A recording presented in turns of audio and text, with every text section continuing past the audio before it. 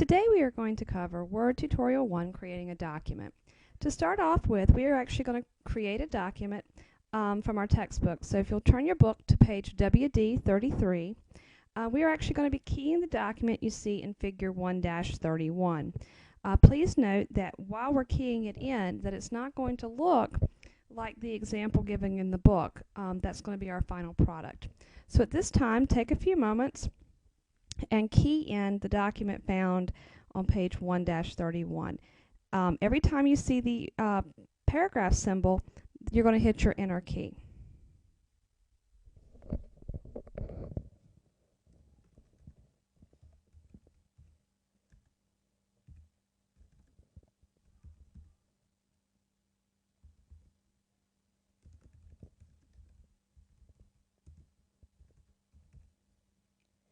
Notice how I'm typing that my document is actually double spacing between my paragraphs. We're actually going to discuss that in a little bit. Don't let that alarm you. Yours should be looking like you see on the screen here.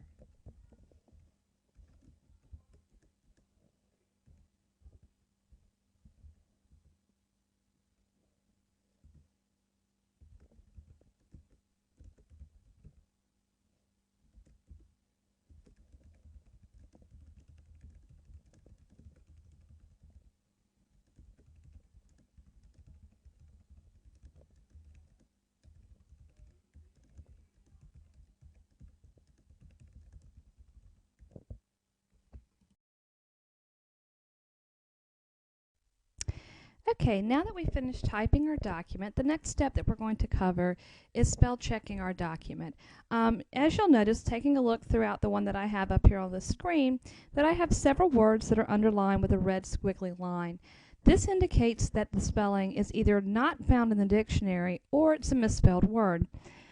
For example, the person's name that you see up here is indeed spelled correctly, but the computer is actually indicating that it is not.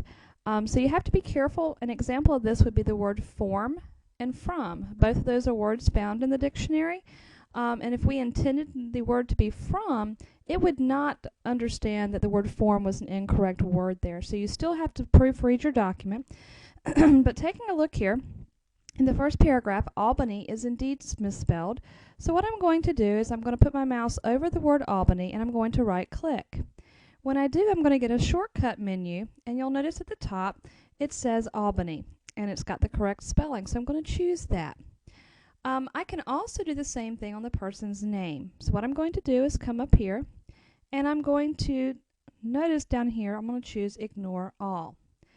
By doing this, what's going to happen is it's going to ignore the misspelling in that word. Now down here on the actual name, you'll notice that I spelled it slightly different.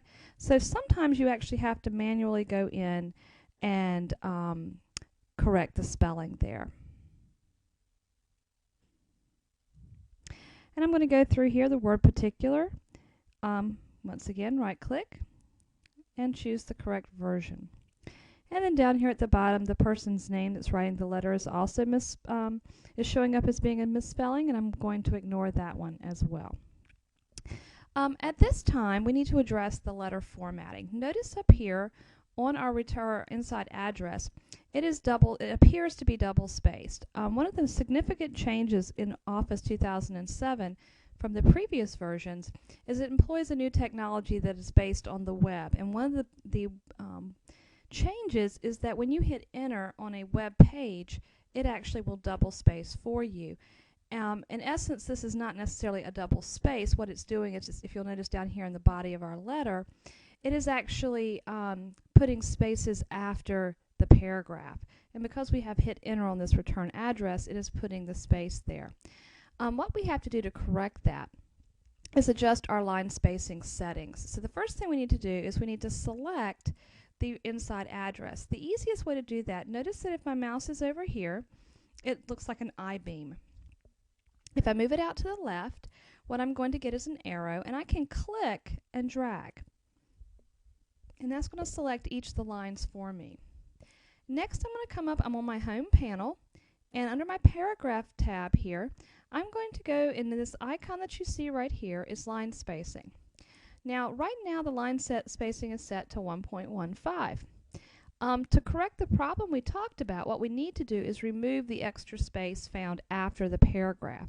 Word interprets anytime you hit the enter key to be a new paragraph. So we're going to click on remove space after paragraph, and you'll notice at this point that it has corrected the spacing issue with the inside address.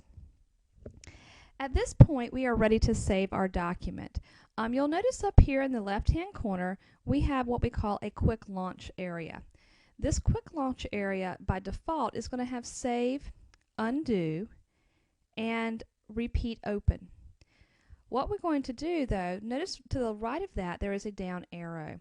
What I can do is add options there that are commonly used. For example, I could do new, and see how it adds the new icon. I could also add open, and that allows me to open a document. But at this point, what we really need is save or save as. If you have never saved a document, it's going to revert to save as regardless of which one you choose. But our save features, notice that are in our office button right here. We're going to click that. And notice that some of those quick launch items are also found here. What we are interested in is save as. Now notice that we have several choices here to save our document. If you just click the Save As button, you don't have to click the arrow to bring out the submenu. If you just click Save As here, it will bring up your Save As document. Now, I'm going to tell you I'm actually operating with Windows 7, so my screen is going to be slightly different from yours. What you would then need to do is navigate to your computer. And if you have a removable drive, it would be listed under Computer. In this particular case, I'm going to save this document just in my Documents folder, as you see up here. And so I'm going to call this Word Tutorial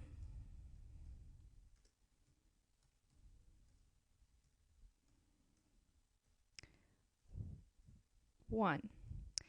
And I'm going to then hit my Save button. Now notice up here on my title bar that the name of my document is now apparent. That's how you can see what you saved the file as, and if you have saved it yet. At this point in our lesson today, we need to talk about how to insert an envelope. When you're working with letters, Word has a feature that allows us to create a mailing envelope along with the letter. Notice up here on our tabs we have one for mailings. If you go to the Mailings panel, you will now see that the very first option you have is Create Envelopes. And so if we click that button, it's going to bring up a dialog box here in just a second. And notice that he's going to take a look at our letter, and it's going to try to guess what we want for our mailing address. And so you'll double check and make sure that that's correct. I can then come down and type in my return address if necessary. Obviously, if I was using pre-printed envelopes, this step would not be necessary.